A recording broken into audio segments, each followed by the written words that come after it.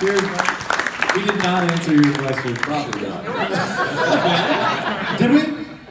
Okay, cut that part out. We totally did. No, but it doesn't matter. Doesn't matter. I'm very happily married, Pony.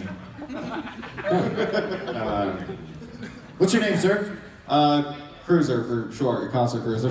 What's up? Concert Cruiser? Yeah. He cruises concerts. Oh. Yeah, I just saw Ozzy Osbourne this There you go. Oh yeah? Ozzy, Godsmack, Breaking Benjamin, Five Finger Death Punch. He's been going to these things since 1998. I'm a lot older than I look. Wow. I always thought it was weird that they just called themselves Death Punch. I assume most punches. It's actually the name of a Japanese kung fu movie. Oh no, makes sense. Yeah, there you go. What can we do for you, concert? Okay, well, you guys kind of answered one question earlier for me. So I have two questions here, one for you, Bill, and one for you, Chris. Bill, with Pharynx, would you say his frustration was more out of tough love? Because coming from paramilitary parents, I kind of recognize the behavior of that. My dad, was a police officer, and he did his best to at least keep me in line. He had that balance of like a love and fear, I guess you could say, to make sure you kind of stay in line, yeah, for lack of a better word. And Chris, what was it like working with the late great Robin Williams?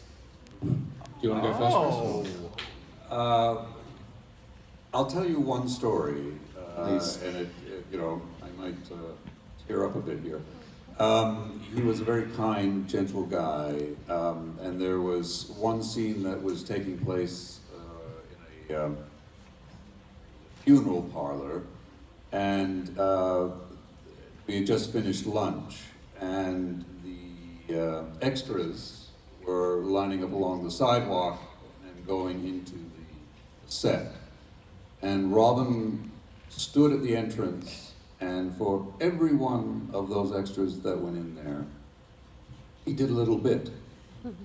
He said something to them, he did a little voice, he did something, but he was greeting each and every one of them.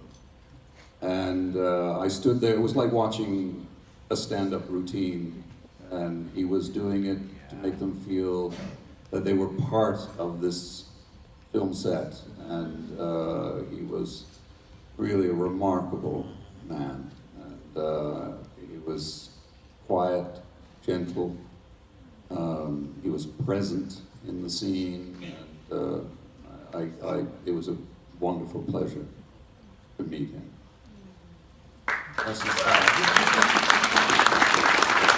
I should have gone first.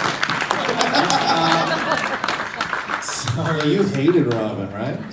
I'm just kidding. I can't. No, come on, man. So I Don't think get you in trouble. I think to answer your question about Pharynx, yes, I think it's that tough love thing, and it's that idea that that's all he's known, and that's how he knows to care for the people he cares about, and it's that idea of he learns through the course of that episode and being shown that you don't need to do that.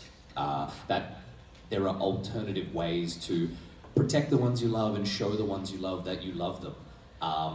And it's that idea of that's all he's known, and that's not necessarily his fault.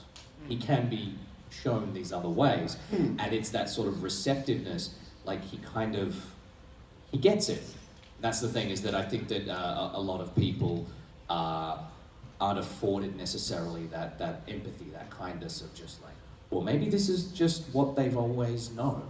So when he's given that sort of revelation, he's open to changing his ways. It doesn't change who he is, but it just changes his behavior.